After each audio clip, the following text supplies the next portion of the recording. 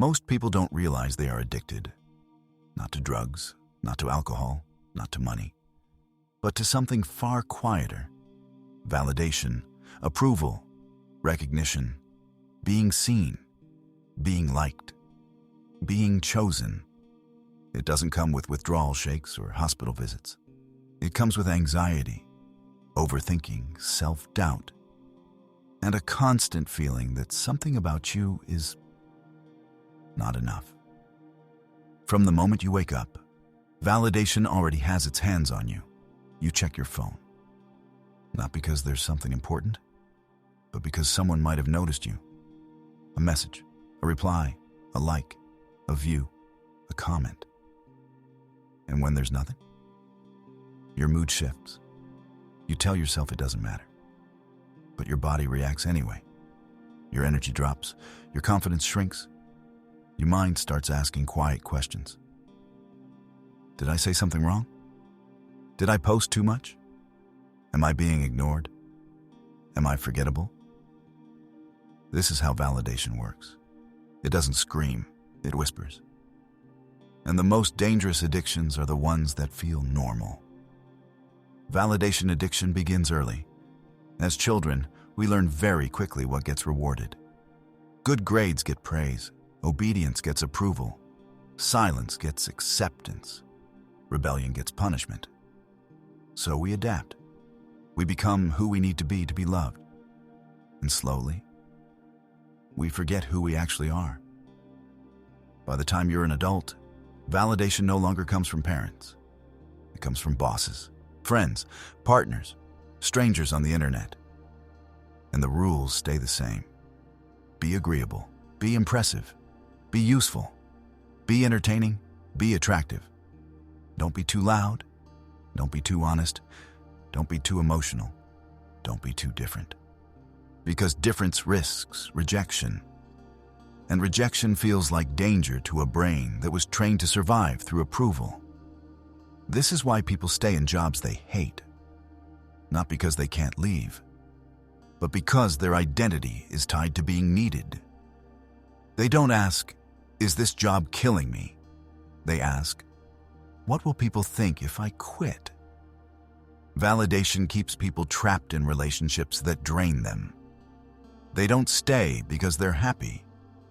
They stay because leaving would mean admitting they were wrong. Or worse, ending up alone. And loneliness feels like failure in a world that measures worth by attention. Validation addiction is why people over-explain themselves.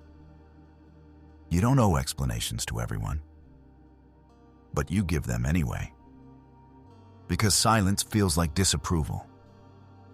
You replay conversations in your head, not to improve, but to make sure you didn't lose anyone's approval.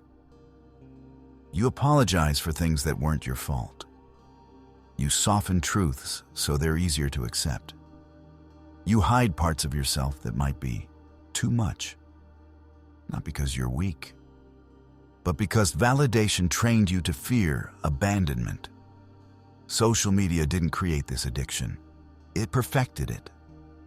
Every like is a micro reward. Every view is a small hit of worth.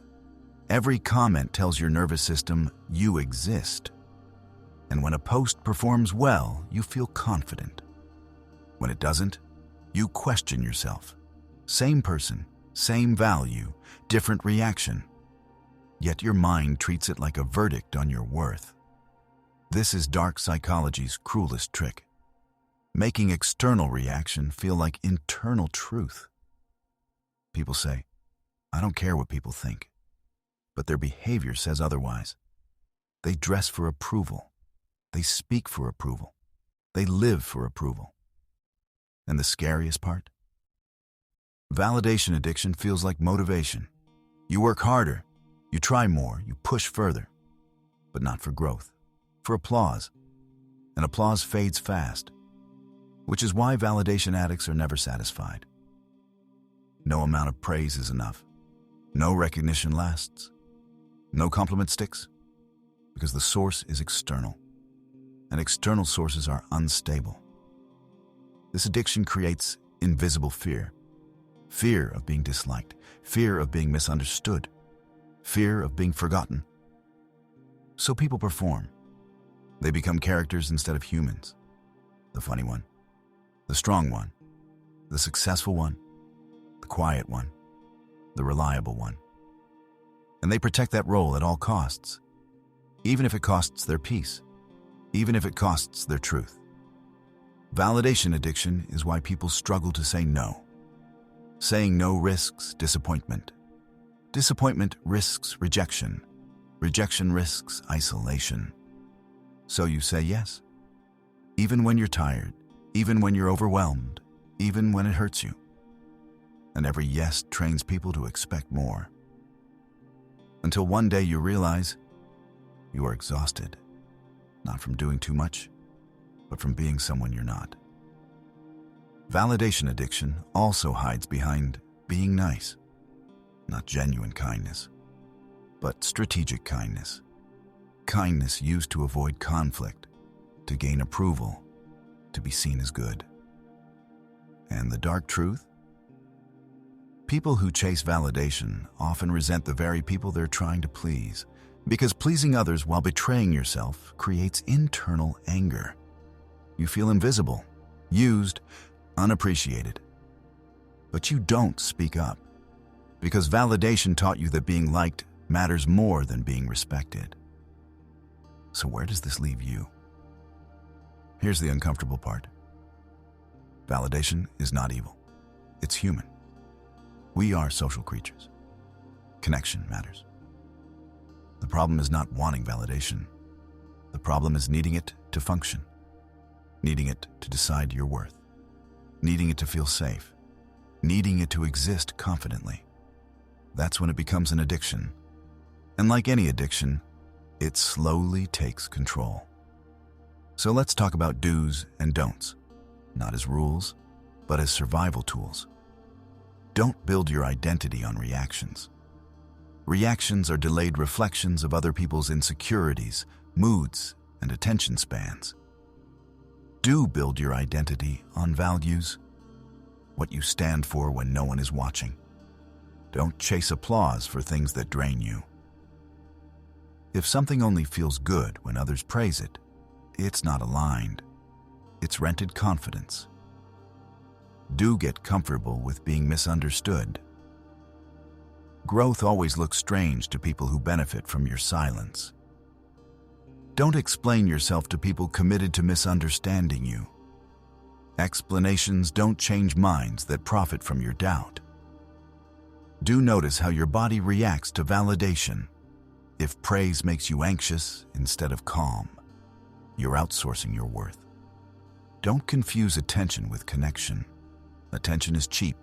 Connection requires truth. Now here's the encouragement. And it's not motivational fluff. Breaking validation addiction doesn't mean becoming cold, distant, or uncaring. It means becoming self-referenced. It means asking, do I respect this choice? Before asking, will they like this? It means being okay with fewer claps if it means deeper peace. The first stage feels uncomfortable. When you stop seeking validation, you will feel lonely, even around people. That doesn't mean you're doing something wrong. It means your nervous system is recalibrating. Silence will feel louder. Uncertainty will feel sharper. Doubt will test you. But on the other side of that discomfort is something rare. Freedom. The freedom to speak without rehearsing, to rest without guilt, to choose without permission. And slowly, you'll notice something strange. The people who only valued your performance will fade, and the people who value your presence will stay. That's not loss. That's filtration. You were never meant to be approved by everyone. You were meant to be aligned with yourself. Validation addiction tells you, be more. Healing tells you, be real. And real people don't need constant applause. They need inner permission. So the next time you reach for validation, pause. Ask yourself, am I sharing this to express or to be approved? Am I saying yes out of desire or fear? Am I shrinking to stay accepted? Awareness breaks the cycle, not instantly, but permanently. And one day, you'll wake up and realize you still care, but you're no longer controlled. And that's when validation stops being an addiction and becomes a bonus, not a necessity. That's where real confidence lives, not in being seen, but in being solid, even when you're not. Even when, and here's the part nobody tells you, when you stop chasing validation, your old coping mechanisms start screaming. Because validation wasn't just something you wanted, it was something you used. You used it to calm anxiety, to distract from emptiness, to avoid sitting alone with your own thoughts. So when validation fades, silence arrives. And silence is terrifying to someone who never learned how to self-soothe without external approval. This is why many people relapse back into old patterns. They post again. They text first again. They overgive again. They perform again. Not because they want to, but because stillness forces them to face an uncomfortable truth. They don't know who they are without being needed. Validation addiction often hides a deeper wound. The fear of being irrelevant, not unloved, not unsuccessful, irrelevant. As if your value disappears the moment nobody is watching. This is why people stay loud when they should rest, busy when they should heal, available when they should disappear. Because rest feels like invisibility, and invisibility feels like death to an ego trained on attention. Dark psychology calls this existential dependency. Your sense of existence is tied to feedback. No feedback equals no confirmation you matter. So the mind panics. It creates urgency. Post something. Say something. Do something. Be useful. Be impressive. Anything to trigger a response. Anything to prove you're still here. This is also why rejection hurts more than it should. When someone doesn't reply, when a message is ignored, when effort isn't acknowledged, it's not just disappointment. It feels like erasure, as if a part of you vanished unnoticed. And instead of questioning the system that taught you this dependency, you blame yourself. I wasn't interesting enough. I said the wrong thing. I should have tried harder. This is the trap. Validation addiction turns neutral events into personal verdicts. And the more self-aware you become, the more painful this realization gets. Because you start noticing how much of your life was shaped around being accepted. You chose safe dreams, safe opinions, safe versions of yourself. Not because they were right for you, but because they were approved. And now comes the hardest realization of all. Some people only love the version of you that validates them. The moment you stop agreeing, the moment you stop overgiving, the moment you stop shrinking, you feel the shift. The warmth cools, the attention fades, the support weakens, and this hurts deeply because it feels like proof that love was conditional. But here's the darker truth most people never accept. Conditional approval is not love. It's control. Validation addiction thrives in environments where affection must be earned. So healing requires something radical. You must become okay with disappointing people. Not out of cruelty, but out of self-respect. This is where most people stop. Because disappointing others feels like becoming the villain. But that fear itself is evidence of how deeply validation controls you. Ask yourself honestly, how many times have you betrayed your needs to protect someone else's comfort? How many times have you stayed silent so others wouldn't feel uncomfortable? How many versions of you died quietly to keep peace? This is not strength. This is self-abandonment disguised as kindness. And it doesn't make you noble. It makes you empty. Now let's talk about the withdrawal phase, because no one prepares you for it. When you stop seeking validation, you may feel less motivated, emotionally flat, detached, questioning everything. This is normal. Your brain was used to dopamine from approval. Now it has to learn intrinsic motivation, meaning must come from alignment, not applause. And alignment is quieter than validation. It doesn't excite the ego. It calms the nervous system. That calm can feel boring at first, even scary, because chaos feels familiar to someone raised on emotional highs and lows. But calm is where clarity lives, and clarity changes everything. You start noticing when you're about to perform instead of express. You pause before reacting. You choose responses instead of reflexes. You stop asking, "How do I look?" and start asking, "How does this feel inside?" That shift alone rewires your psychology. Here's another uncomfortable layer. Validation addiction keeps you immature, not emotionally, but internally dependent. As long as someone else decides your worth, you are not sovereign. You are negotiable. Healing means becoming the authority over your own value. And authority feels lonely at first, because there's no crowd to cheer you on, no instant reassurance, just you, and your standards, and your honesty.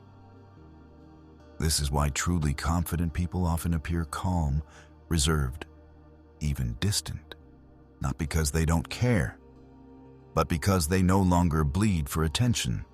They don't chase reactions. They let reactions come or not. And either way, they remain intact. So let's ground this in real-life behaviors. When you stop validation seeking, you post less, but mean more. You speak less, but clearer. You give less, but intentionally. You tolerate silence without panic. And something strange happens. Your presence becomes heavier, because it's no longer begging to be acknowledged. People feel it. Some will respect it. Some will resist it. Some will try to pull you back into old dynamics, not because you changed for the worse, but because you stopped playing your role. And roles keep people comfortable. This is where discernment matters. You don't need to announce your growth. You don't need to justify your boundaries.